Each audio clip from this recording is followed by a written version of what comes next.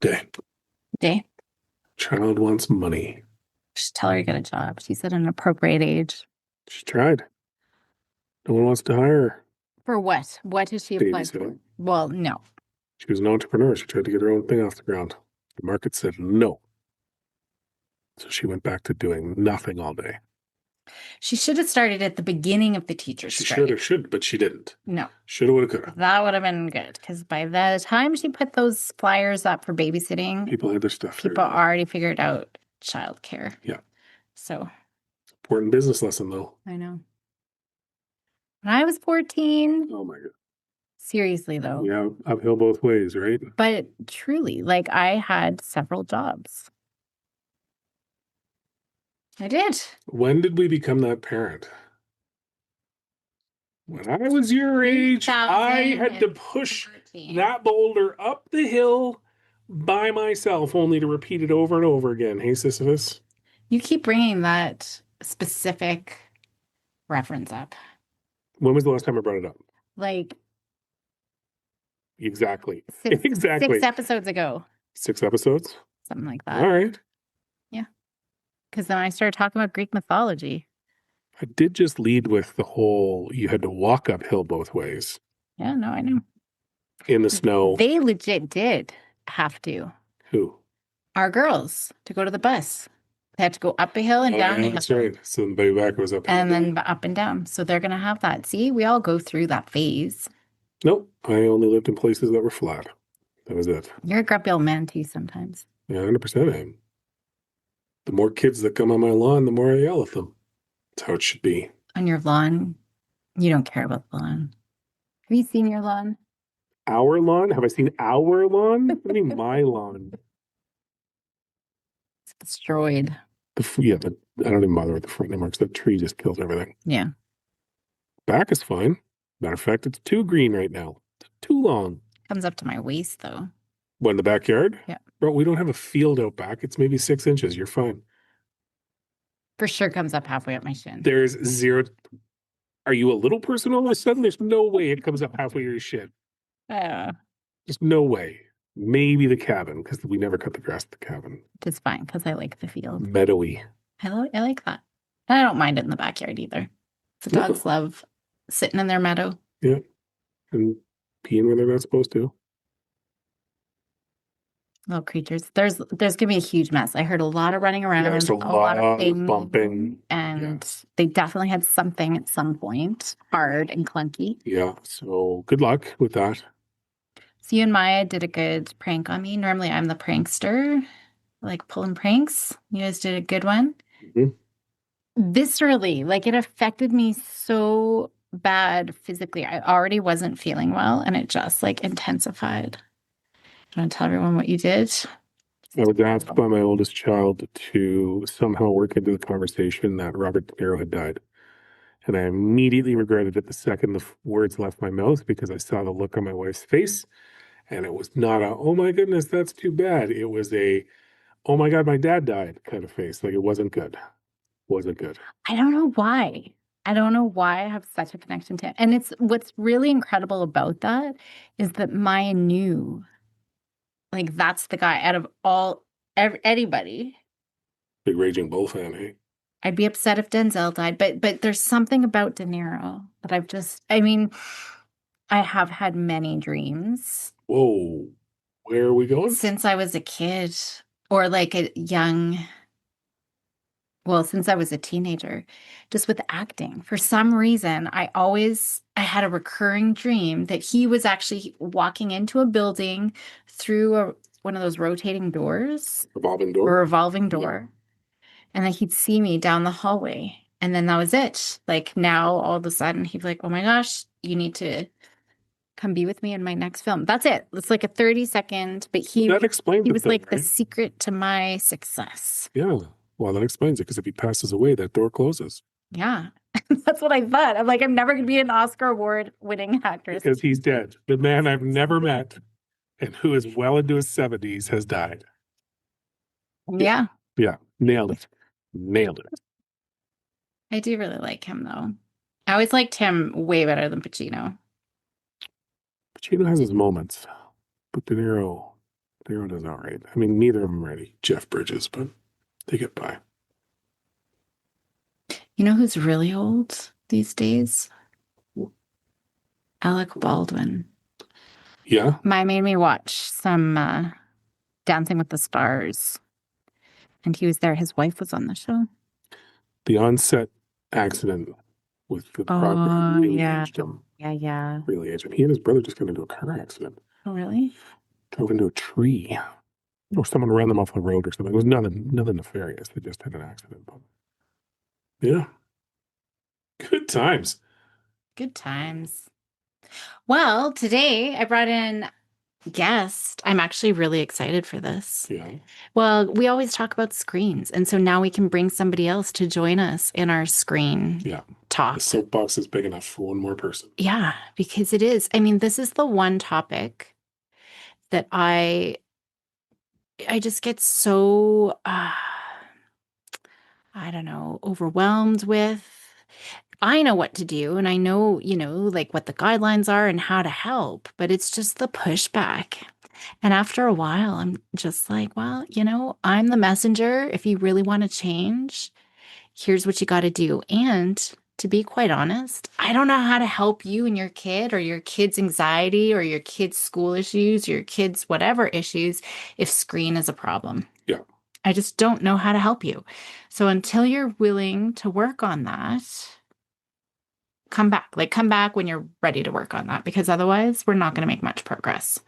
And I don't want to be sitting here spinning my wheels. It's fair enough.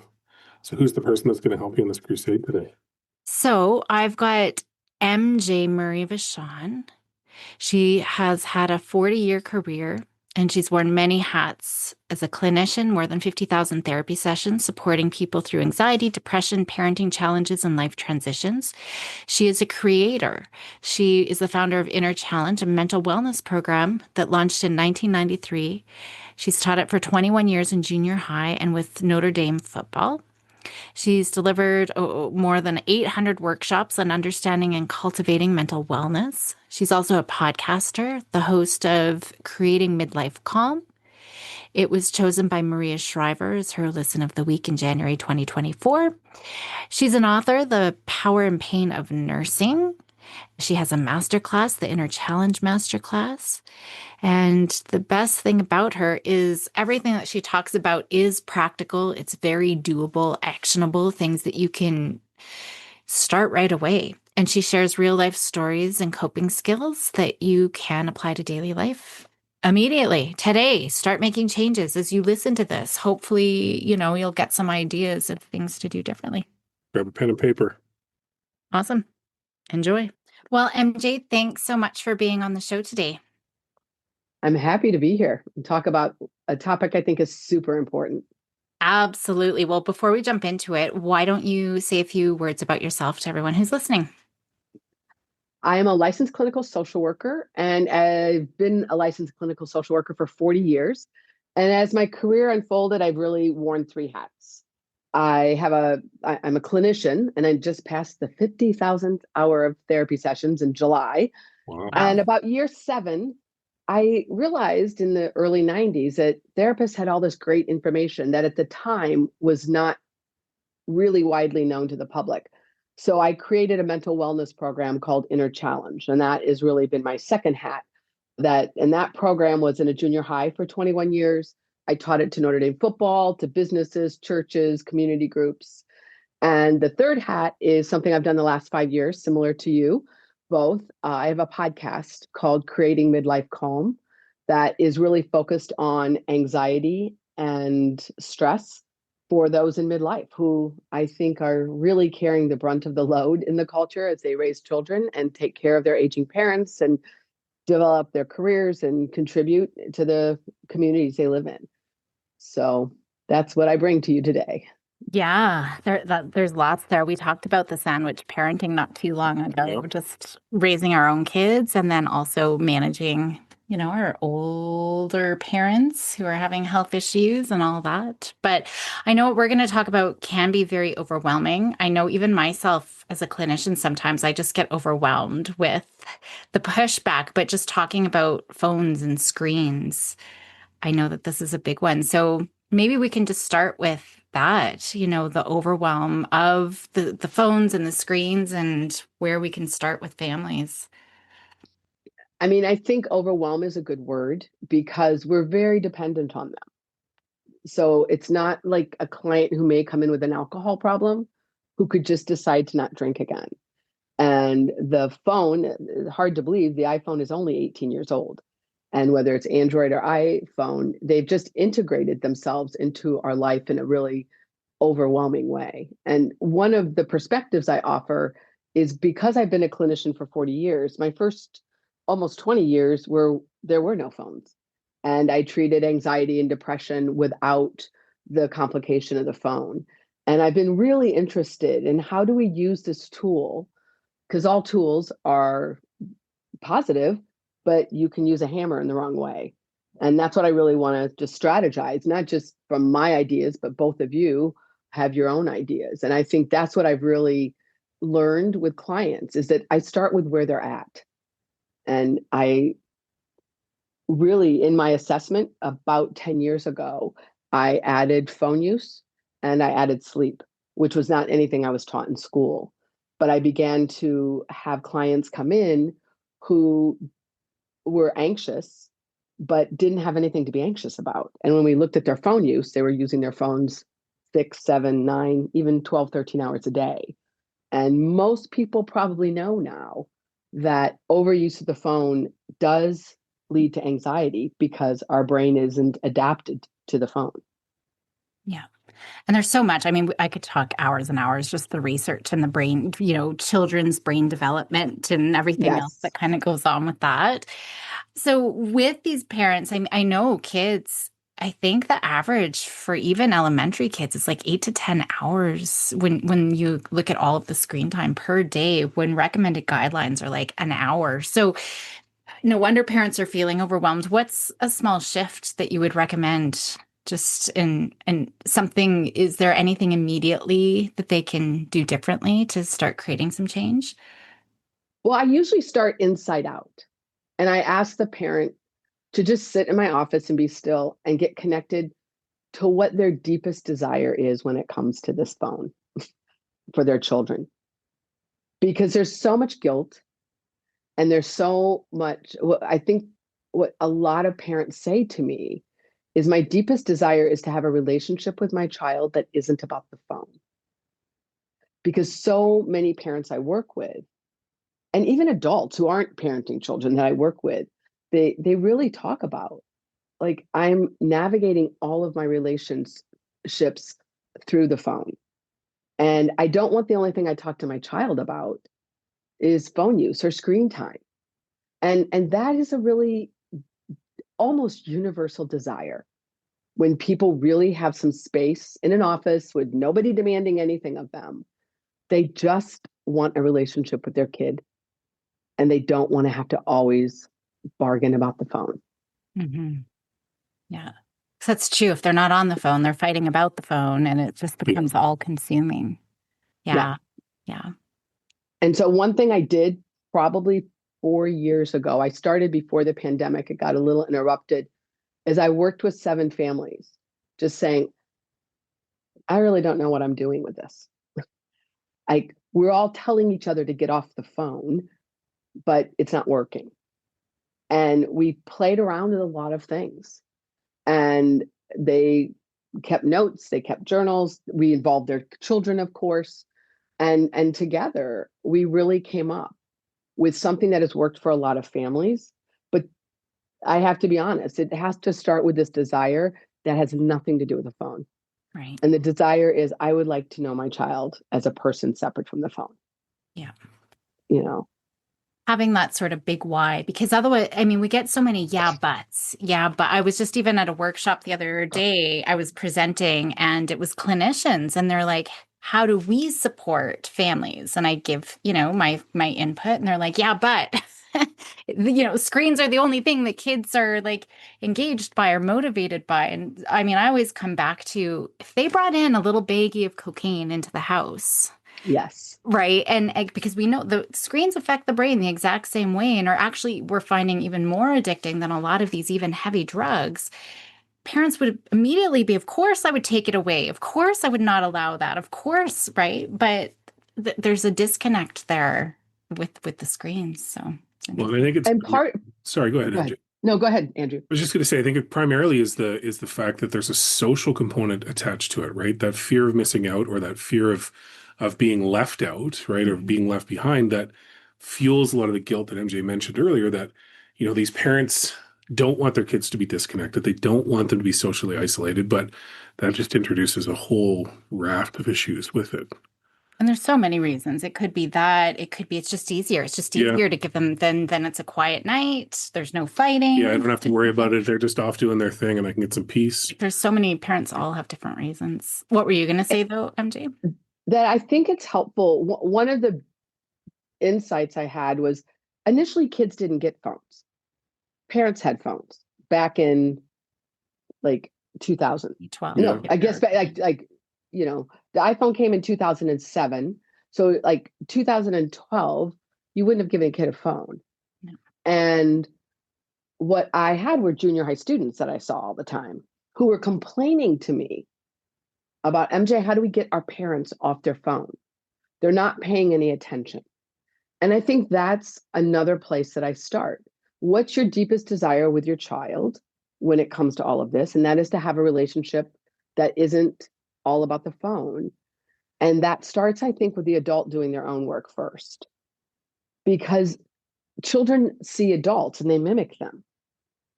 And so I really start with the parent really getting their own phone use under control. And I educate them that, the program that we came up with, these 7 families, is called ACT. And A is awareness of really understanding the science. And simply said, it's exactly, these phones are as addictive as cocaine. None of us would put cocaine in our living room, right? The other thing is that they make our pleasure, they are actually changing how we experience pleasure. Because when they designed the iPhone, they designed it to completely connect to the reward center in our brain, which is why it's like cocaine. And after so much of it, doing something that in the past would be pleasurable, reading a book, taking a bike ride, winning a basketball game, doesn't feel as pleasurable, because the way the brain works is it dumps dopamine hits very quickly. And then the brain is an old organ, and it has evolved over time.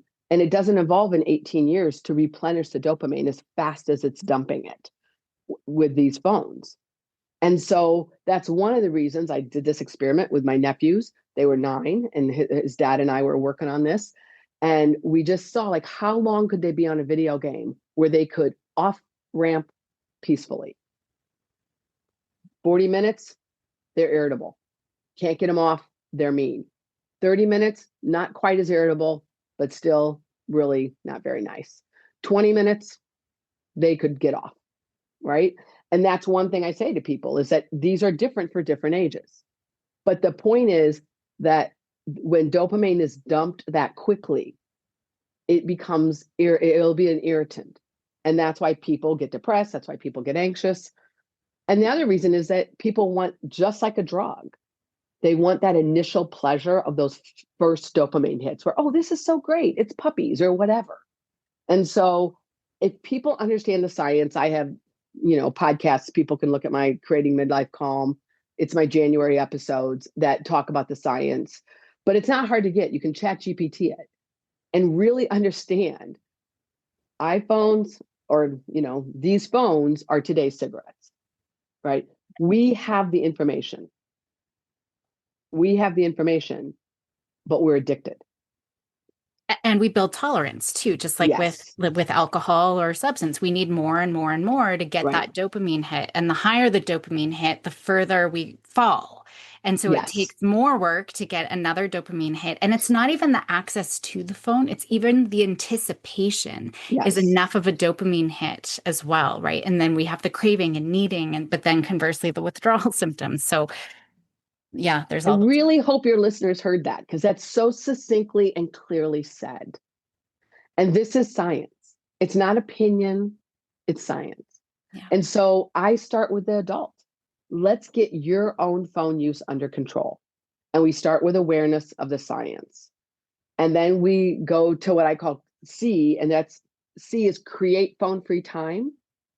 And that is you have to have a number of blocks a day where the phone is far away from you.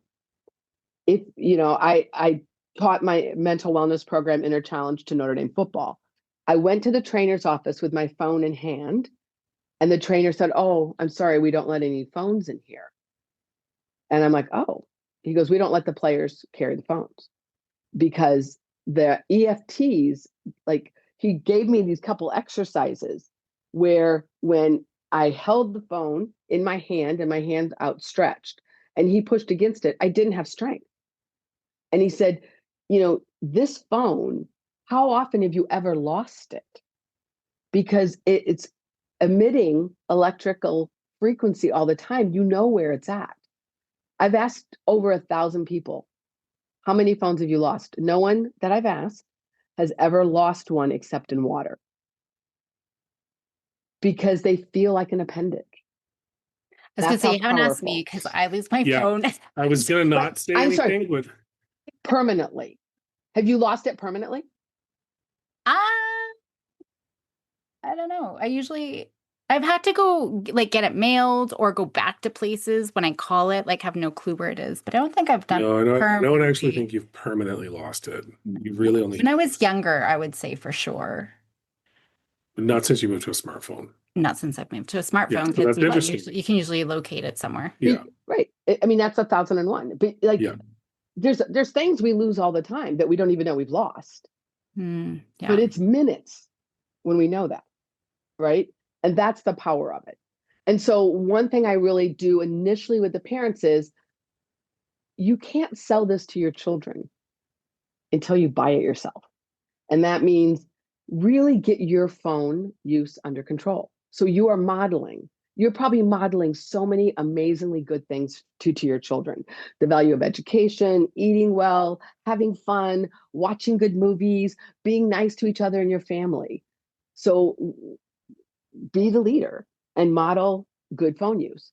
And so often it takes people 1 to 2 months, and so C is come up with your block of phone free time. And it can't be 20 minutes, right? Like you can come home from work and put your phone. A lot of my clients actually leave their phones in the car. They come home and they leave them in the car. And at first, it's an adjustment. They tell work and they, all the things that I have a lot of doctors that I see. If a doctor can do it, you can't do it when they're on call.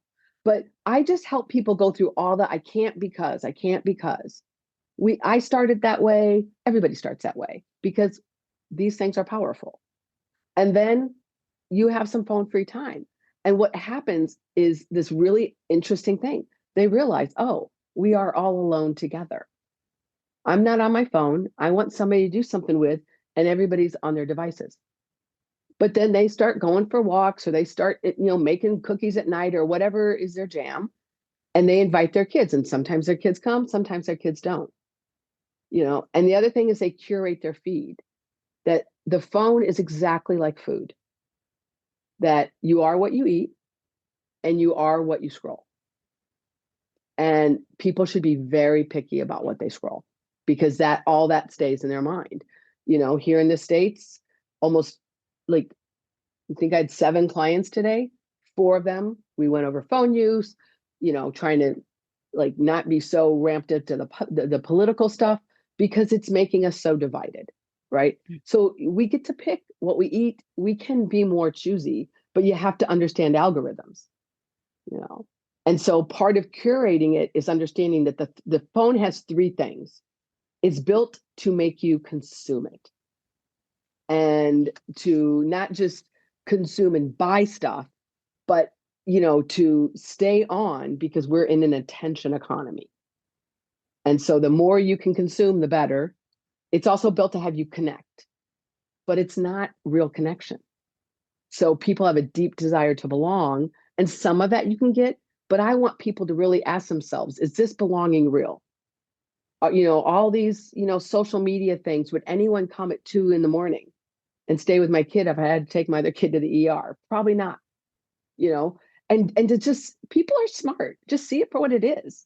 That doesn't mean you can't do it, but don't trick yourself that it really is fulfilling something. And the last is, it's built to make you check it. And it gives you this false sense of control. And you keep checking it, and it takes you away from your real life into this virtual life. That's just the nature of the phone.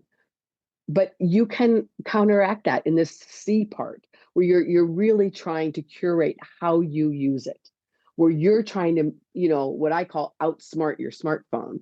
But you can't do that if you don't understand the nature of the phone.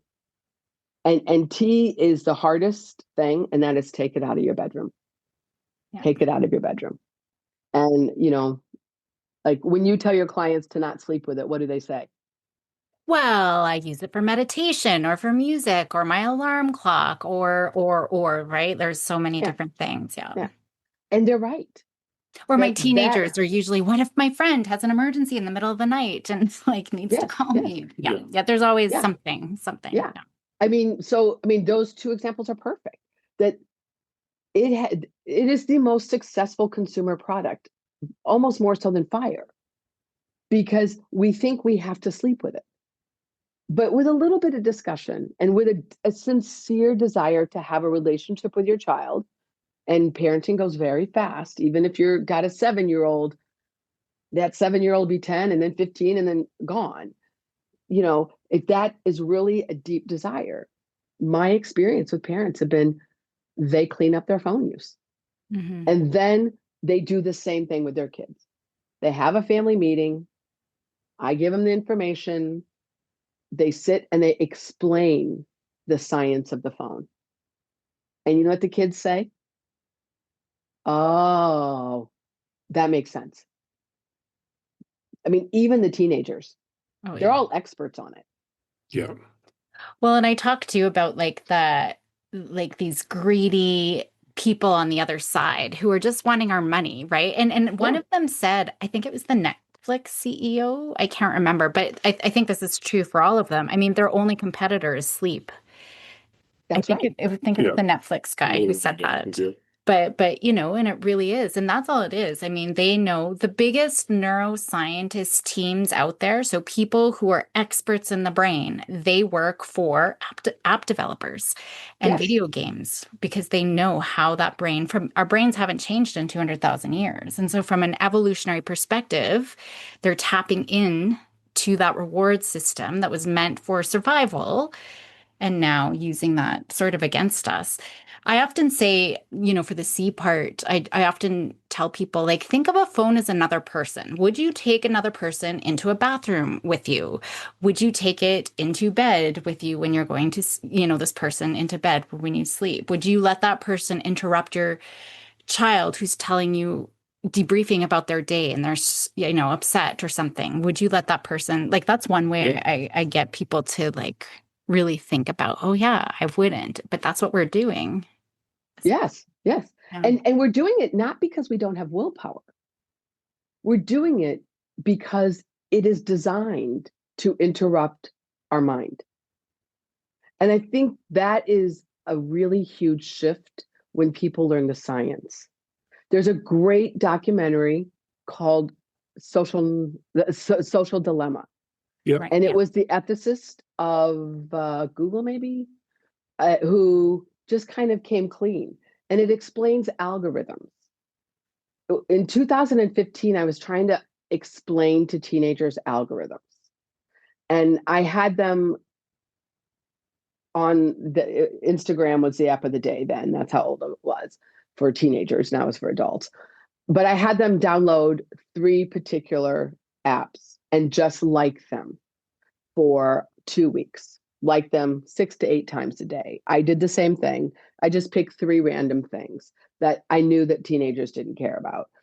And I don't want to offend you. I don't know how fans of the monarchy you are, but I chose Kate Middleton. And so I liked her 6 to 8 times a day. I still can't get her off my Instagram because her algorithm is so strong. I wish her well, but she's not a particular interest of mine. And I ran into one of those clients a couple months ago, and he looked at me, he goes, I still got that princess gal on my phone. And I'm like, me too. And we took it out. And she was number 3 on mine, number 5 on his.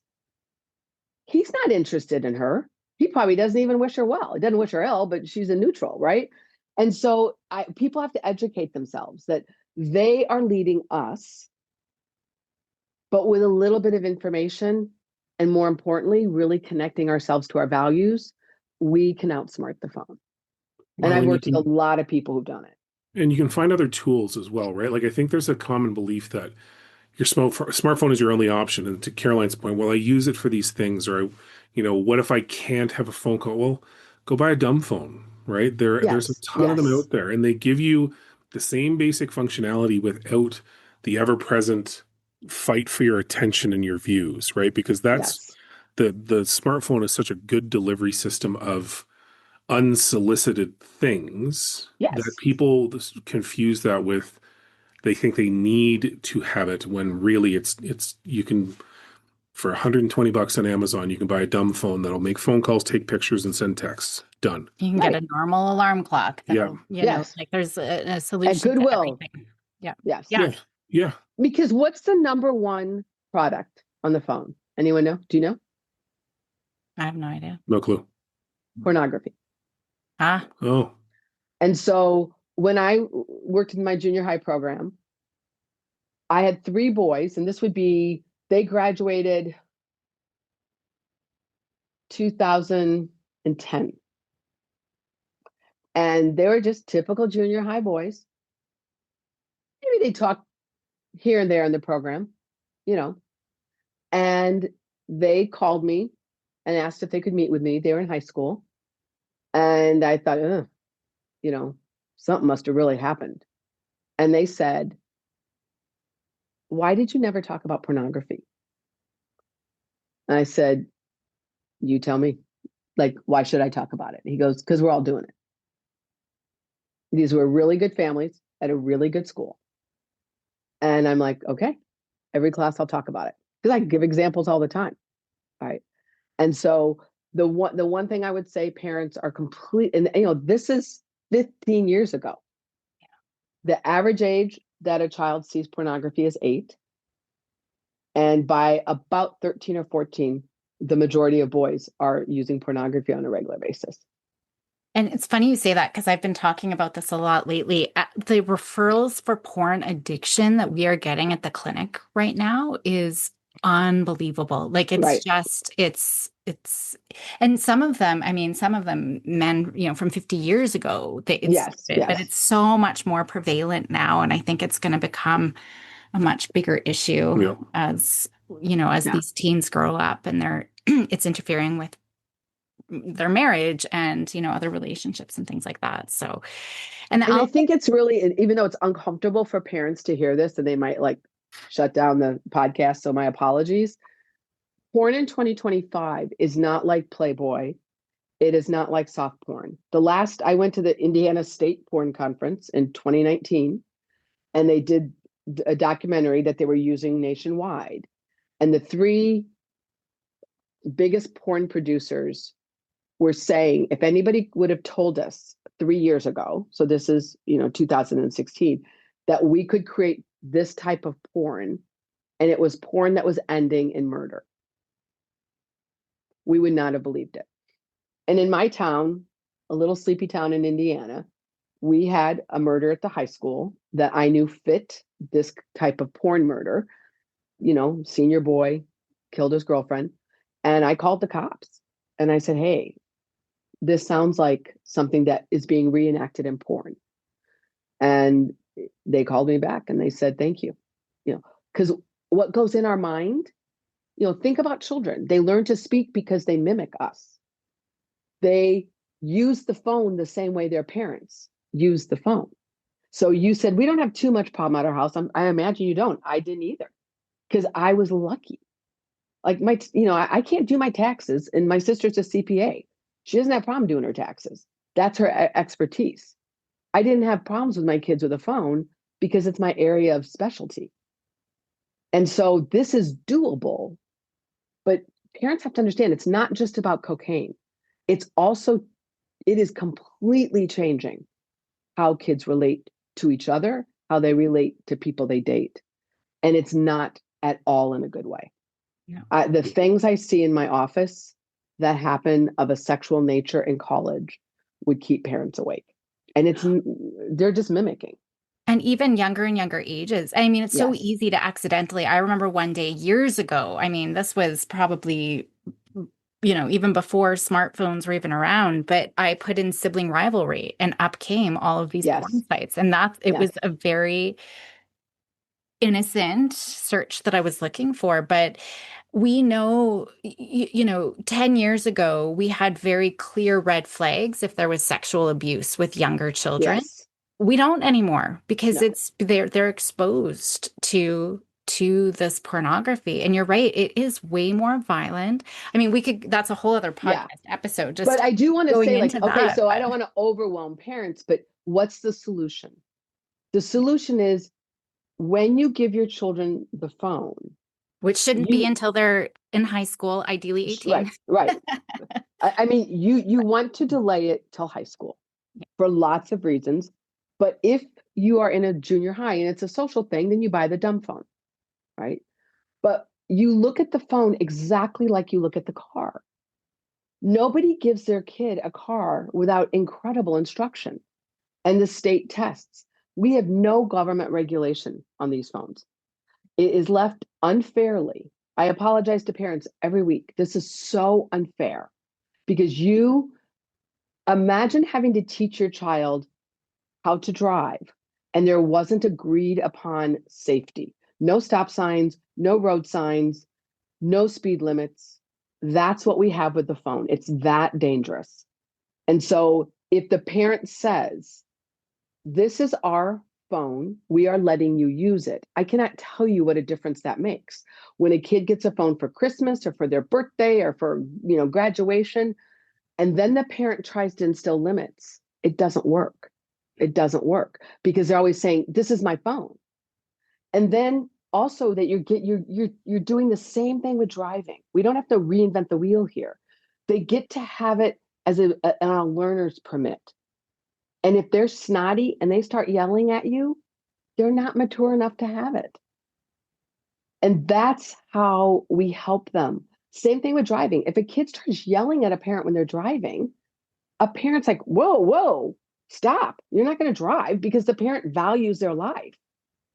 That's what I say, like value your peace, your life enough to see it exactly as the car. And I see it as really the precursor. You do the phone. And if they handle that well, then they can learn to drive. But if they're not handling their phone well, they don't get the freedom of driving.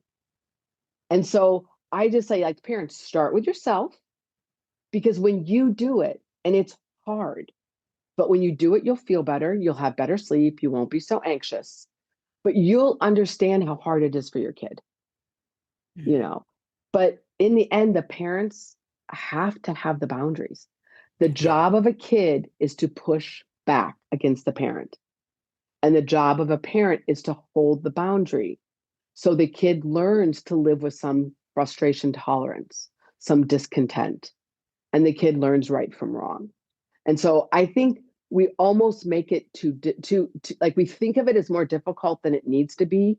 And I think it's because we glom it all together instead of no, the parent does themselves first, gets their phone use under control, and then the parent has a family meeting, educates the child about the science.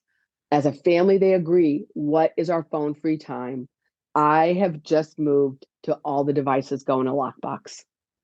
Yeah. What families have told me is once those babies are locked up, then the kids are not pushing back. And if you start that way, it's just easier. And that's what you need because we know even if the phone is in their backpack, it's tucked away, if it's accessible, our brains are still hooked in and they're still distracted. They're still thinking about their phone, even if it's turned off. So literally locking it up, having it inaccessible is the only way for them to be able, and us to be able to unravel really from the phone. Yeah. And I think that's one thing that parents just think, well, my kids, they need to learn how to regulate their time and monitor their time, but it's near impossible. That's almost the only way to be able to do it is at this time. Yeah. So have places where you don't have it and then times where you don't have it. Yeah, And to stick think to- about the times that you do regulate, right? Go ahead, Andrew. Sorry. I was just saying, and stick to it, right? To your point about the boundaries, make sure that you adhere to it because it's easy to slip because, well, it's just one time or it's whatever. As soon as you do that, it erodes it, right? Yeah. But that's the type of thing, if you have a hard time, which I totally understand that's where it's helpful to pop into therapy for a few sessions to understand, oh, if you strengthen your frustration tolerance, then you'll be able to help your child, right? And that will be very helpful. If you can't do it, there's no shame in that. I mean, parenting, nobody gets a trial run, right? Yeah. And our children are what we care about the most about. And so, when you bump up against something, I had a kid that she just wouldn't eat breakfast. I called a nutritionist, and the nutritionist said to me, "She probably is a kid who needs hot food." I was like, "Oh my God, hot food! I'm gonna have to cook in the morning." She's like, "Well, if you want her to eat, you probably have to cook. There's some kids who only do hot food." I had never heard of such a thing. I'm one of 6 kids. My mom wouldn't have cooked breakfast. There was a lot of us. And so I just one morning said to her, "Hey, if I made waffles, would you eat?" She goes, "Yeah." Okay. I had to do what I didn't want, be the parent, and cook hot meals for her. And it was worth it because she was crashing without eating breakfast. And so it's in the short run, there's pain, but in the long run, the gain is so worth it. I had a family, oh man, it was so hard to get these parents to do this. I am not kidding you. Somebody not as stubborn as me would have just said, "I'm out." But they got their own phones under control. They had the family meeting, and I kid you not, their son, who was in 7th grade, went to take a shower. They had the phones in a lockbox, but didn't lock them because we're imperfect parents. He takes out whatever the device was. I think it was an iPad. He puts on a raincoat in the shower and is playing the iPad. Jeez. Because parents, you know how we are, we kind of have a sixth sense. The dad had a sixth sense, walked to the box, saw the iPad was gone, went to the mom. She's like, "Well, he's taking a shower." He's like, "Oh yeah, he probably, they looked in his room, it wasn't there." And they're like, "Never in a million years." Because they have more time than we do, Mhm. and that to them was this watershed moment. Yeah. He is so addicted that he is in the shower wearing a raincoat playing his Crazy. iPad. Good problem solving. Good. Yeah, I mean, resourceful. yeah, you really thought it through. Yes. What would you do? Because I know one big one, especially as kids start learning this, one big one that kids will suck their parents into, okay, have your phone, is I am going to kill myself if you take my phone away or if you don't give it back. What would you do when it gets to that extreme? Because then almost always, I think They every cave. parent I've ever worked with, that's when they cave and give the phone. I mean, I think I would just get really soft and say, "Wow, just tell me more." That's just not anything I would ever imagine. And that I really want to understand where you're coming from. And they'll continue to escalate. And the job of the parent is to not escalate with. I understand how scary that is. I mean, I'm a therapist. I've had lots of suicidal people in my office, and I'm trained, and it's scary every time. But I also know that all the research shows gentleness in 5 minutes really often de-escalates because that is manipulation. But we don't deal when children manipulate. The response isn't to hammer it. It's actually to connect. Yeah. And so as the parent needs to show that they're strong and they're brave. And I would sit down, I would do exactly, you can't see this, but when you said that, I just put my hand over my heart and I would just say, "Wow, to tell me more." And let them, emotions go up and down. There's never been the history of an emotion where it goes up and doesn't come down. It'll go up farther if someone escalates. But the job of a parent is, if you have a child like that, and maybe they've threatened it 3 or 4 times, then oh, I have to prepare for this and say, talk to me about that. And then I would say to the child, I want you to know that would break my heart forever. Because children don't understand what they're saying. They just want the phone. They just want what they want. And if a child is using that, that is really good information for the parent, even though this is painful information that they have given in too many times. Mhm. Yeah. It is many times of backing of the child winning an inappropriate boundary war for that to be the problem. And that when a child makes that statement, I think under no circumstances should that be allowed to go without mental health help. Yeah, absolutely. And you're right. I mean, I actually did a whole podcast episode on this, instead of manipulation. I mean, they're smart and we have taught them those responses through exactly what you said, right? Through breaking those boundaries. They've learned that they can go that far. And I loved your response because it really is about changing our conversation and asking, like, tell me more. And what is it about the phone? There's a great book, How to Raise a Healthy Gamer. Can you see the author? Yeah. I forget what his name is, the author, but How to Raise a Healthy Gamer. Kanajia? Kanajia. Yeah, Alex Kanajia. So he talks about that, changing our conversations first, right? So yes, we are modeling everything you've said, but this is a piece of it as well. Yeah. Like, what is it about the phone or the game or whatever it is that you're using? So lots of great things there, but lots to think about for sure. And as always, it does start with us as the parents. I don't know if you have anything else to add. No, this was great. I think it's really interesting to kind of get that perspective and just the approach, right? I think to Caroline's last point, it's about how you approach the situation to try and find a positive as opposed to the more aggressive or confrontational approach. I think that's an important thing to remember because it is easy as a parent to fall into when the boundaries are being pushed to just fall back on the because I said so mentality, right? And that just digs a bigger hole. So really important. Well, and there's a deep, deep belief that children should listen because they're children. They're not capable. I have 2 of them. They are not capable of listening.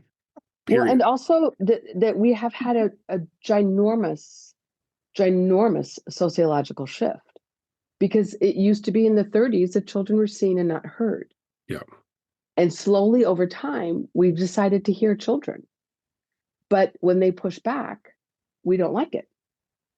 And I think it's a lot more interesting to raise children who speak and children who push back.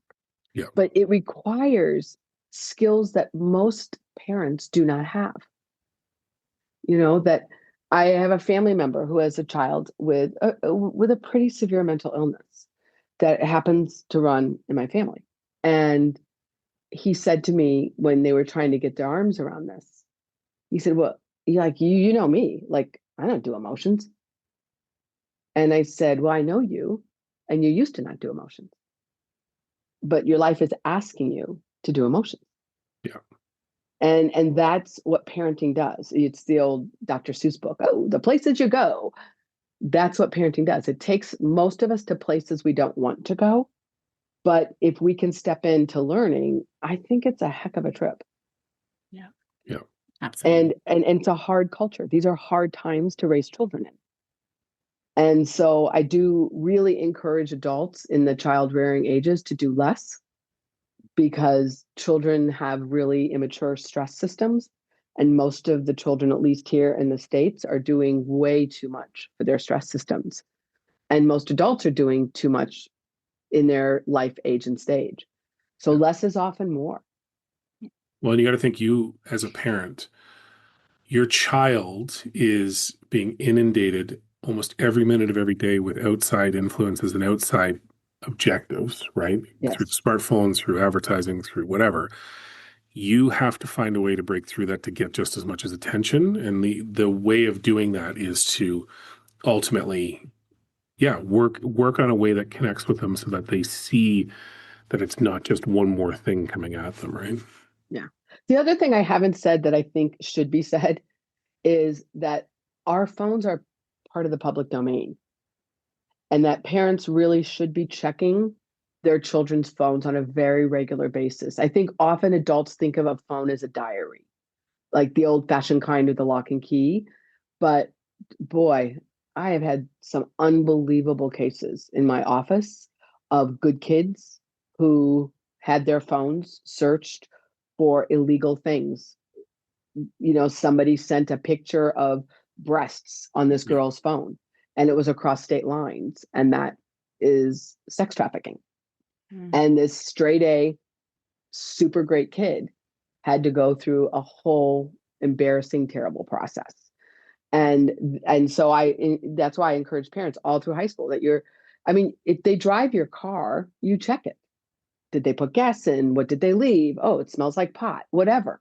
Right. And that we just don't want them to ever have a sense that everything on their phone will and can be checked at any time. And I've had it with so many students now that it shocks me, to be honest.